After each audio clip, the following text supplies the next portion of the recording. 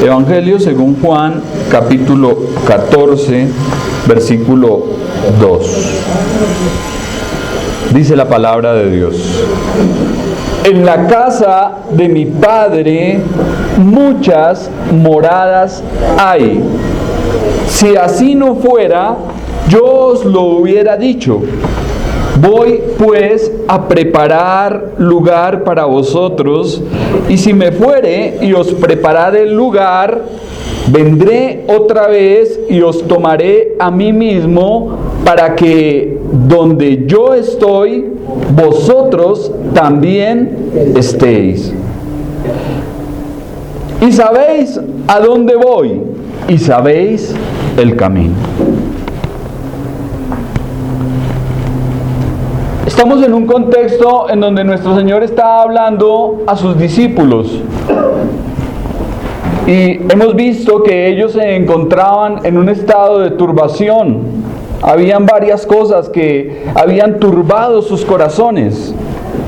Por lo tanto, Jesús se dispone a consolarles, a fortalecerles, a animarles. Y les dice... Vimos que en el contexto les había dicho: ¿creéis en Dios? Creed también en mí. Decíamos que la fe en Jesucristo es el mejor antídoto para cualquier clase de angustia y turbación de corazón. Si hay algo que nos alivia cuando estamos en momentos de crisis y de adversidad en la vida, es tener una fe viva y segura en Jesucristo. Amén. Después de haber dicho esto, nuestro Señor les dice: en la casa de mi Padre, como lo acabamos de observar, muchas moradas hay.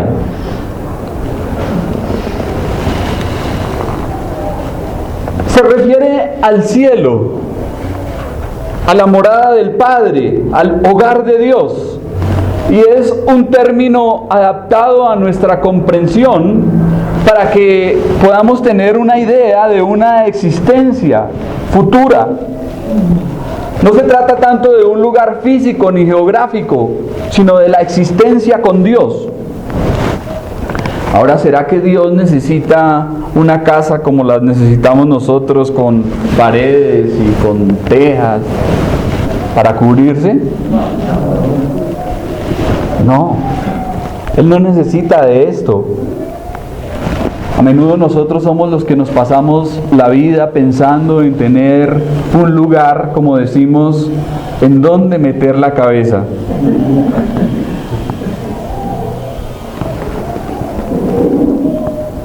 Y todo el tiempo estamos pensando qué bueno podría ser algún día tener un lugar propio al que yo pueda llegar y sea mi hogar, mi casa.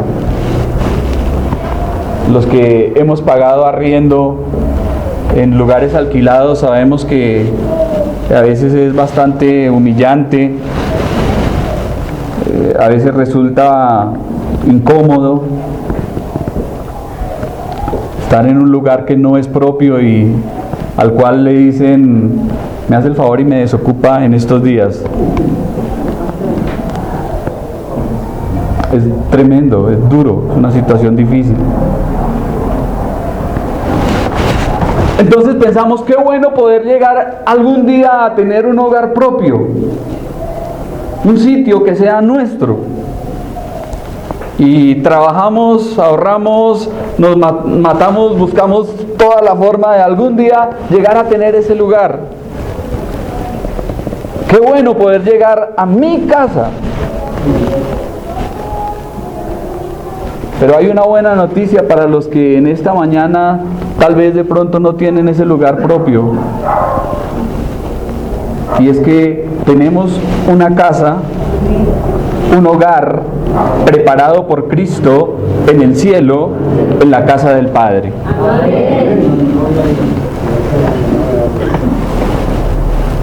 En estos días leí la siguiente frase: nuestro problema es que nos preocupamos tanto por el lugar de ahora que nos olvidamos completamente del lugar donde estaremos en el futuro. Nos preocupamos mucho por qué será de nosotros en esta vida, como si fuésemos a vivir en este mundo para siempre.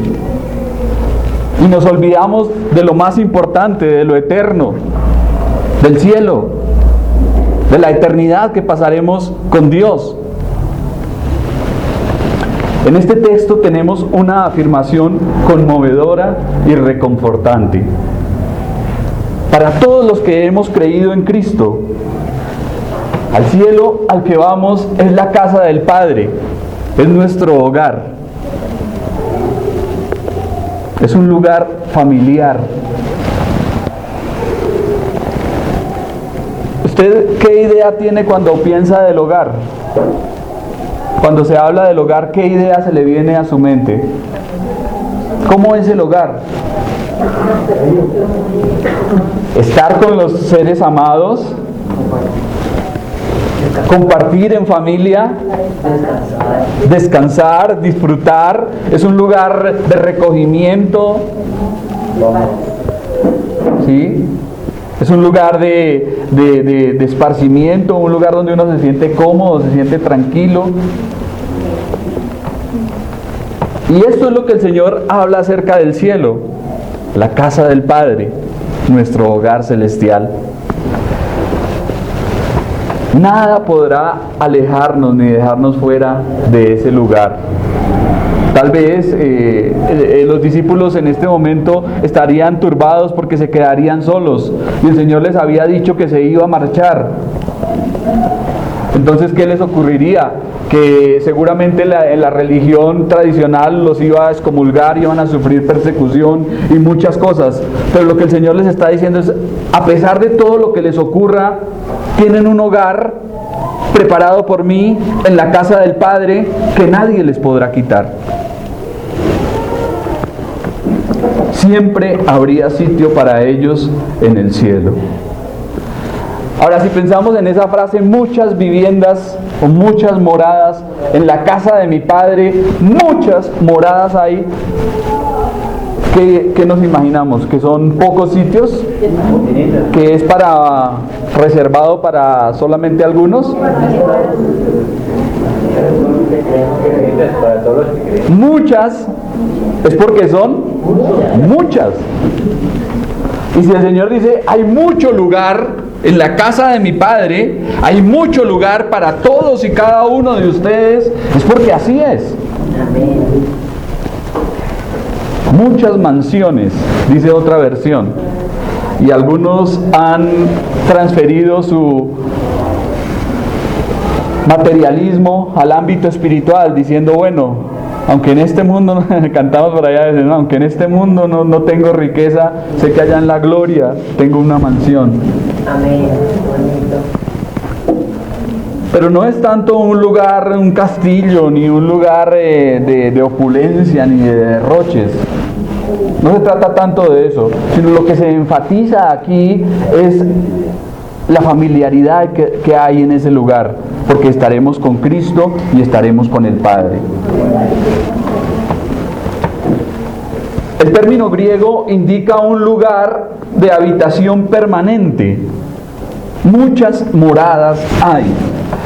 Hemos visto cómo en este mundo todo es incierto, todo es cambiante. Aquí abajo no hay nada seguro. Hemos podido observar cuántas casas, cuántos barrios e incluso ciudades han desaparecido por desastres naturales, terremotos, tsunamis, avalanchas, deslizamientos de tierra, catástrofes naturales. Y todo eso se ve aquí en este mundo. Pero lo que el Señor está hablando acerca del cielo es que es un lugar inmutable. Un lugar en donde estaremos para siempre. Muchas moradas hay. Da la idea de algo espacioso y adecuado para todos. Hay muchas mansiones o viviendas, y esto no apoya la idea de algunos teólogos que dicen que en el cielo va a haber lugar para toda clase de credos. ¿A quiénes está hablando aquí el Señor? ¿Y para quiénes serán estas muchas moradas? Para los hijos, para los verdaderos creyentes, para la familia en Cristo. Esto no es para todo el que confiese religión, no. No es una casa preparada para todo el que quiera ir allá deportivamente, no. Es la casa que el Señor Jesucristo está preparando para los suyos, para quienes ama.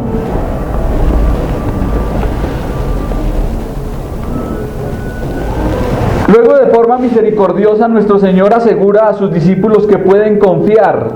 Por eso les dice: si así no fuera, yo os lo hubiera dicho. Si en la casa del Padre no hubiese espacio para todos, Jesús no les engañaría suscitando falsas expectativas ni tampoco falsas esperanzas. Otras versiones dicen: si no fuera así, se los hubiera dicho, o de otro modo se lo habría comunicado, se lo habría dicho. Entonces, ¿Jesús anuncia su salida? Pregunto, ¿Jesús aquí anuncia su salida? ¿Sí o no? ¿Le ha dicho a los discípulos que se va? Sí, efectivamente. Pero sería para el beneficio de quienes ahora estaban turbados.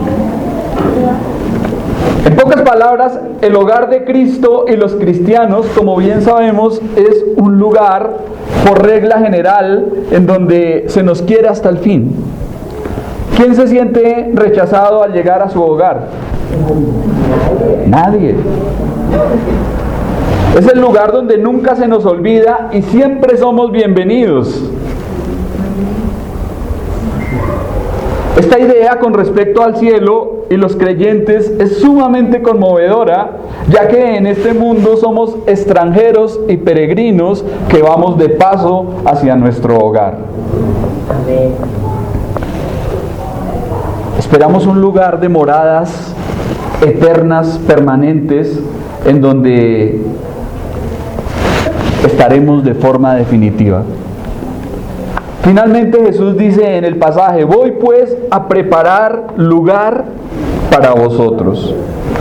El cielo, como alguien diría, es un lugar preparado y dispuesto para personas preparadas y dispuestas.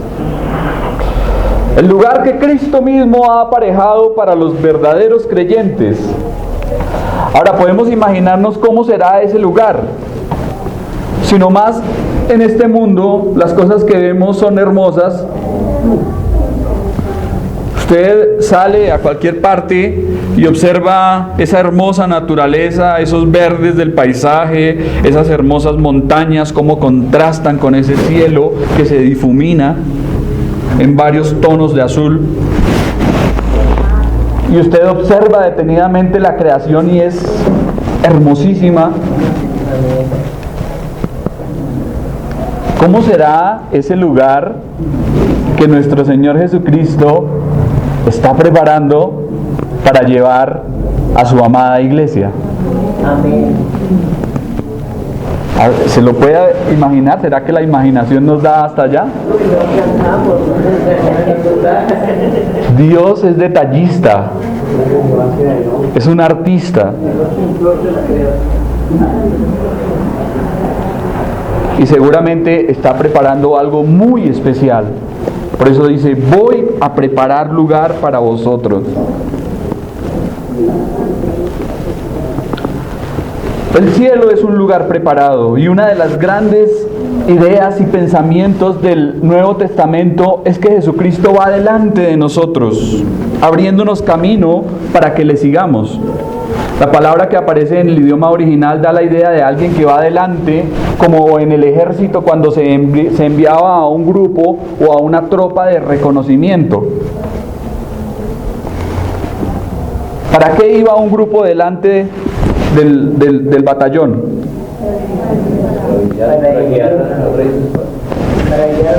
Allanar el camino, para revisar y que el lugar donde pudieran ir los que venían detrás fuese seguro. Cristo, como nuestro pionero y como nuestro adalid, va delante de nosotros abriéndonos camino al cielo. Él vino del cielo, pero regresa al cielo abriéndonos camino y lo ha, ¿cómo podría decirlo? Lo ha arreglado todo para que nosotros vayamos a ese sitio. Lo ha dispuesto todo.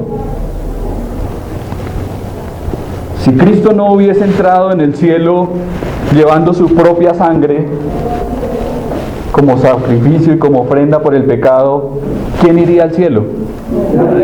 Nadie. Ninguno podría acercarse a Dios. Pero Cristo abrió un camino nuevo y vivo para que nos acerquemos confiadamente al trono de la gracia. Ha entrado triunfante, llevando cautiva la cautividad y dando aviso de nuestra llegada, de manera que ninguno que llegue al cielo se va a sentir como extraño en ese sitio. Ninguno que llegue al cielo se va a sentir como, uy, ¿qué pasó aquí? Estoy como perdido. No.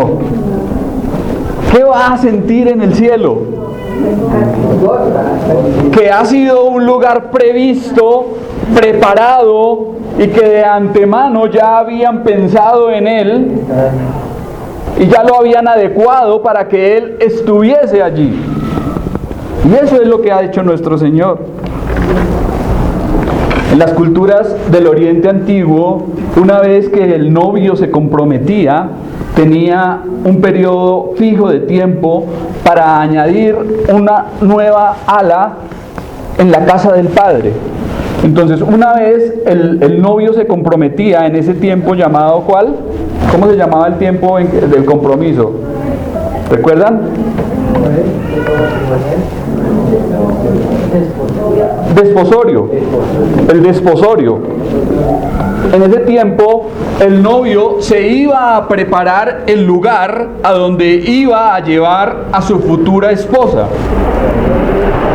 Luego, después del periodo de desposorio, volvía para recibir a su novia, donde después de las bodas, la nueva pareja se mudaba a su reciente vivienda. Entonces, ¿qué está haciendo nuestro Señor Jesucristo en este momento? Que se ha ido, que se ha marchado. Voy pues a preparar un lugar para que donde yo estoy, vosotros también estéis. Cristo ha ido de regreso a la casa del Padre a preparar un lugar para los suyos. Yo no sé, pero si este pensamiento no nos alienta y no nos alegra, tal vez es porque tenemos el corazón más en este mundo que allá en la gloria. Si a usted no le da alegría saber que el mismo Señor Jesucristo se fue a preparar un lugar para luego venir a llevarle y estar con Él para siempre, si eso no le alegra, no sé qué otra cosa le puede alegrar. Pero eso es una promesa excelsa, maravillosa, grandiosa, incomparable. A.W. Tozer dice: el cristiano es un hombre del cielo viviendo temporalmente en la tierra.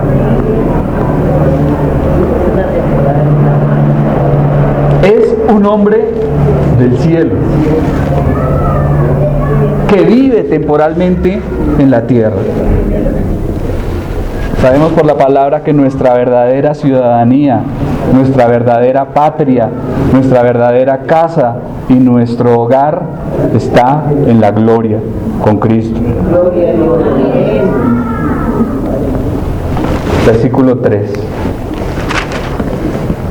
Y si me fuere y os preparare lugar, vendré otra vez y os tomaré a mí mismo, para que donde yo estoy, vosotros también estéis. Estas palabras también ofrecen gran consuelo. Jesús dice que no piensen que su partida es definitiva, pues volverá y les llevará al hogar que está preparando para congregarlos a su alrededor en una sola familia que no volverá a separarse. Uno siempre desea compartir con ¿quiénes? ¿Cuáles son las personas con las que uno quiere estar? Con la familia, con los seres queridos, con las personas que ama. Por eso el Señor dice, no se quedarán para siempre solos. Es verdad que me voy a ir, pero voy a preparar un lugar y luego vendré y los llevaré.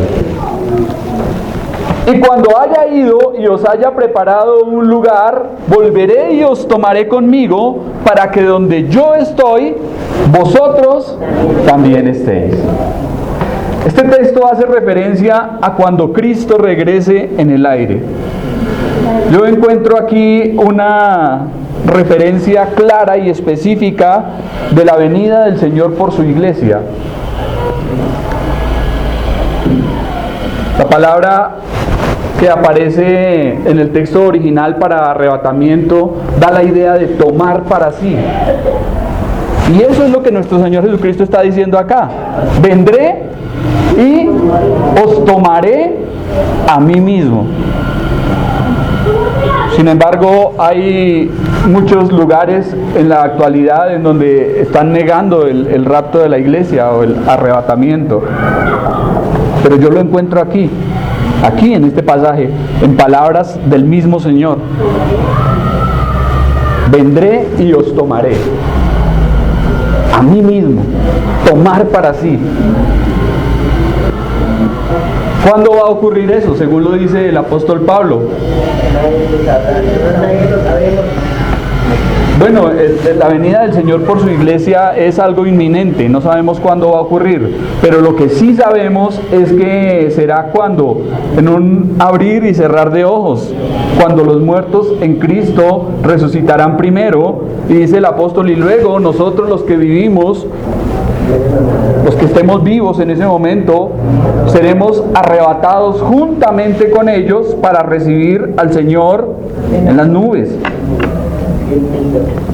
Será el encuentro de Cristo con su iglesia. La palabra que aparece en el idioma original, como ya lo dije, expresa esto: tomar para sí mismo. Cristo desea estar con los suyos por la eternidad, para siempre. Por consiguiente dice, para que donde yo estoy, vosotros también estéis. Aquí hay más consuelo adicional. El resultado final de la partida y el retorno de Cristo es que sus discípulos podrán volver a estar por fin con Él y a disfrutar de su compañía para siempre. Esta es una de las ideas más claras y más sencillas con respecto al cielo. ¿Usted cómo se imagina el cielo? No sé si alguna vez ha pensado en cómo será el cielo.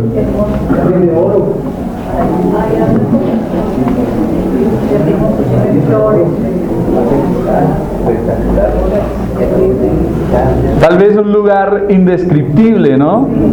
Pablo dice que fue llevado a un lugar en donde vio cosas inefables. Es decir, cosas que no podía describir con palabras. Y tal vez eso será aquel lugar. Pero lo más especial, escúcheme bien, lo más especial del cielo será estar con Jesucristo. La gloria de nuestro Señor superará todo lo demás que haya en ese sitio. O sea, si habrá algo de lo que nos gozaremos en el cielo, será de la presencia de nuestro Señor. Por eso dice, para que donde yo estoy, vosotros también estéis. ¿Quién no quiere compartir con el Señor? ¿Quién no disfruta de estar con Él? ¿Quién no se goza en su santa presencia? Por otra parte, el cielo es un lugar específico. La palabra que aparece da la idea de un lugar. Topo, en el griego. Cuando hablamos de topo, es un lugar, ¿no? La topografía, el topógrafo, ¿sí? nos indica un lugar.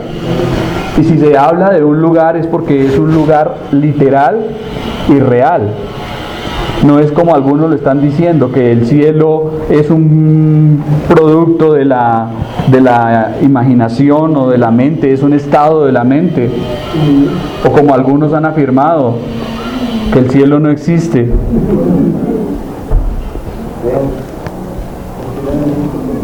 Por ahí han salido muchas doctrinas que dicen, no, el cielo no existe. Y pues obviamente si no hay cielo, pues tampoco hay infierno. Entonces, comamos y bebamos que mañana moriremos. ¿Sí? Es lo que están enseñando en muchas partes.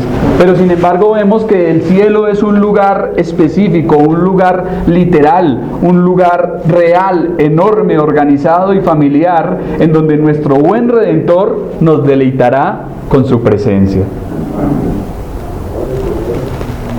Cristo nos esperará. No esperará a que nosotros vayamos a Él. Por eso dice, voy y los tomo para mí mismo, para llevarnos al hogar celestial. Ahora podemos pensar de cuánto se pierden aquellos que viven en un mundo agónico sin saber nada de Dios y de Cristo. ¿Y cuánto poseen los que viven la vida de la fe en el Hijo de Dios? ¿Cuánto posee un cristiano? Todo. Por eso cantamos, aunque en este mundo no tenga riquezas, sé que allá en la gloria tengo una mansión. Eso es un pensamiento y una idea que nos conforta, que nos llena, que nos satisface. Saber que tenemos un verdadero amigo en vida y un verdadero hogar en muerte.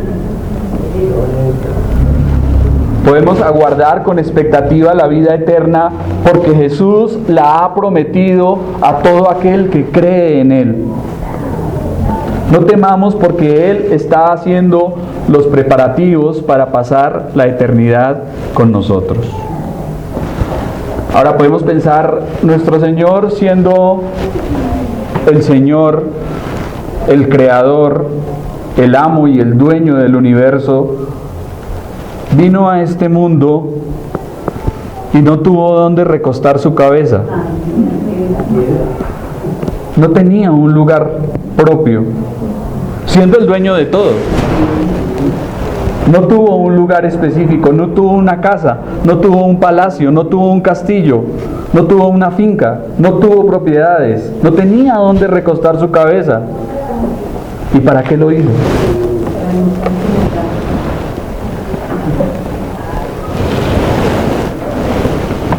Él vivió voluntariamente sin un hogar terrenal para que por su gracia nos sea garantizado un lugar en el hogar del Padre para siempre.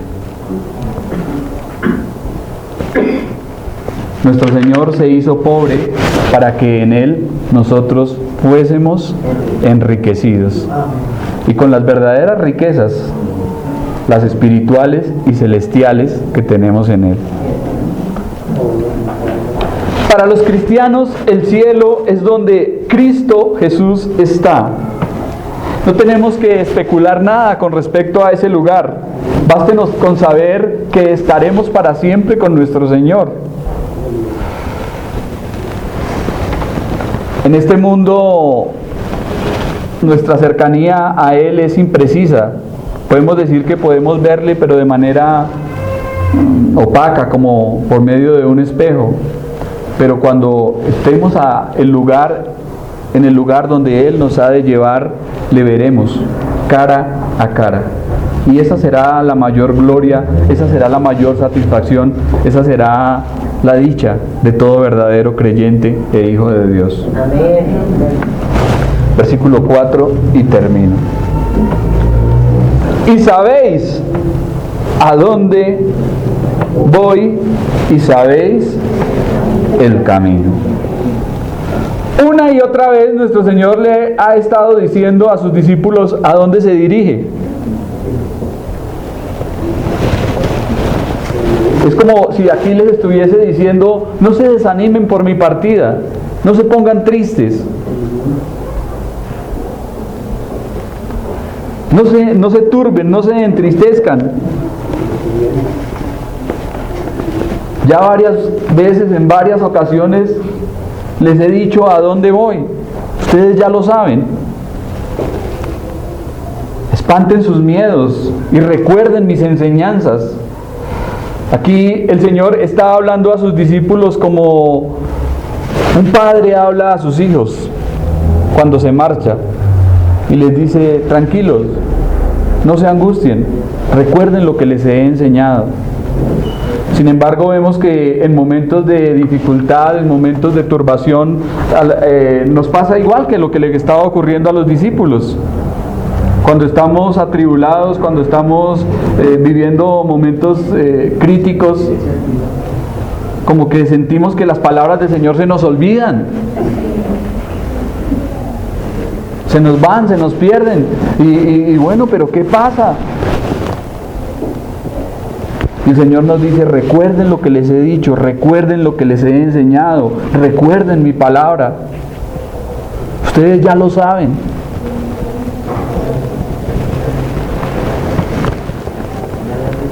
Ahora, si pensamos en el conocimiento que tenían los discípulos, ¿debió haber sido escaso o abundante?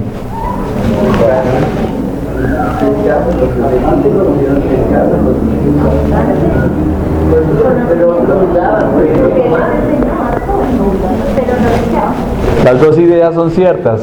Escaso en el sentido en que aquí todavía no comprendían de la manera que lo harían después de Pentecostés, cuando el Espíritu Santo viniese sobre ellos. O sea, no tenían un conocimiento tan amplio, tan claro y tan general como lo iban a tener después. Pero si pensamos de ellos con relación a los fariseos, a los escribas, a los judíos y a los doctores de la ley, ellos ya eran unos ilustres. Tenían conocimiento, conocían en parte, aunque eran como niños en su forma de pensar.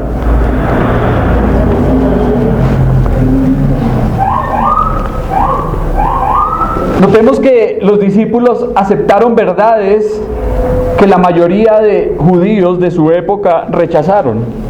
Entonces, en ellos ya había un conocimiento.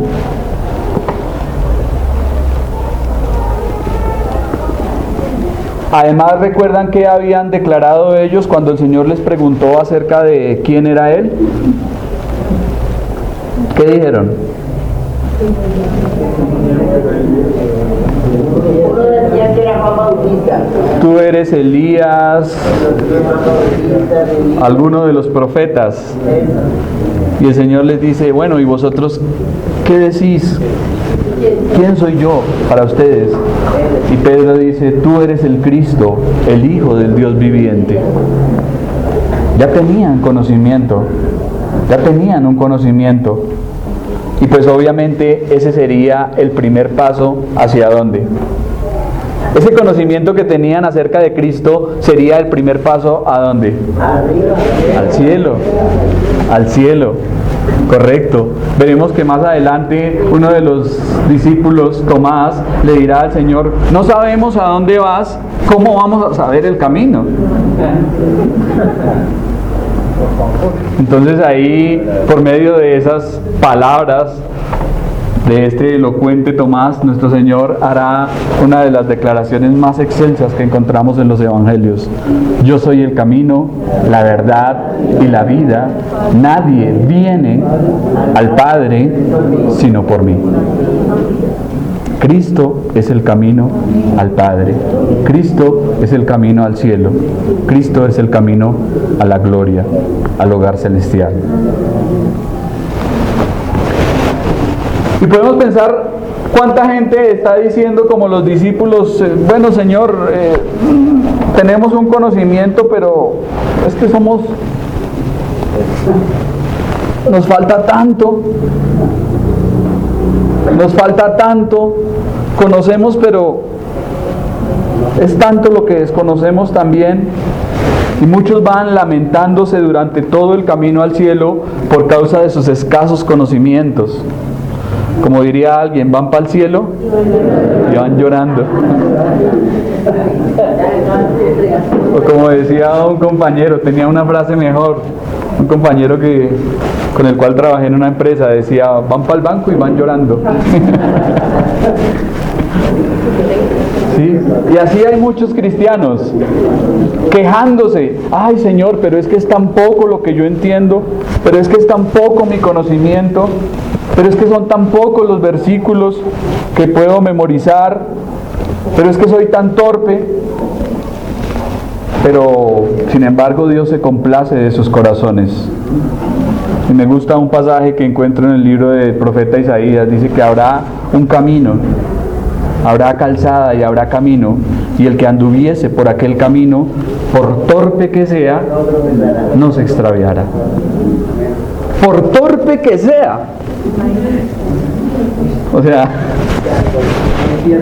no hay forma de que se extravíe del camino, no hay forma de que se pierda del camino. Si ha empezado, si ha creído en Cristo, si ha depositado su fe y su confianza en el Señor,